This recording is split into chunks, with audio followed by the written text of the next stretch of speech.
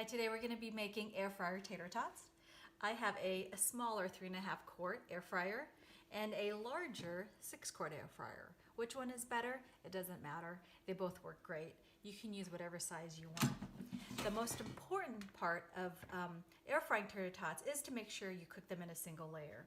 So I'm going to go ahead and lightly spray the base of the air fryer with a good high flash point oil like grapeseed oil or avocado oil, or maybe even a little olive oil is okay.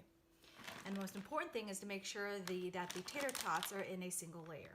And these are frozen directly from the freezer, so they're nice and hard. And the cooking time is based on the fact that they are hard and frozen. So you can see how just shake it a little bit and how they are not touching. Make sure there's space between them so that the air can flow in between the little individual tater tots and make them super crispy. I'm going to go ahead and air fry it at 400 for about 5 to 8 minutes, and that depends on how big the your tater tots are and what size. So start with about 5 minutes, cook it, and then you can always add a few minutes or more if you need to. Okay, here we are, the first 5 minutes. You want to give it a nice shake.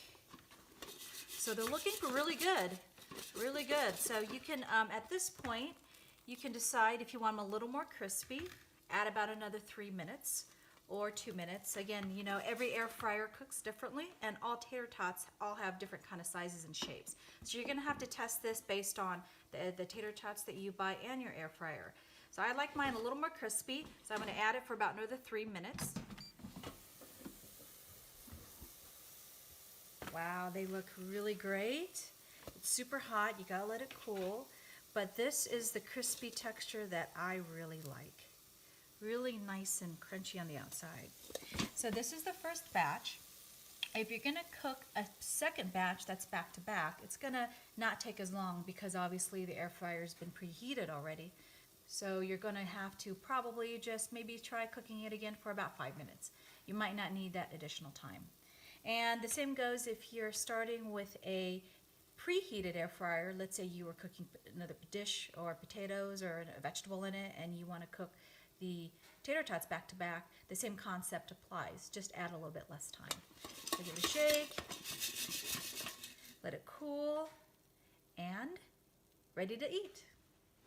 All of our awesome air fry recipes at bestrecipebox.com. And if you want this tater tot recipe, just go to the search bar and search tater tots. Thanks and enjoy.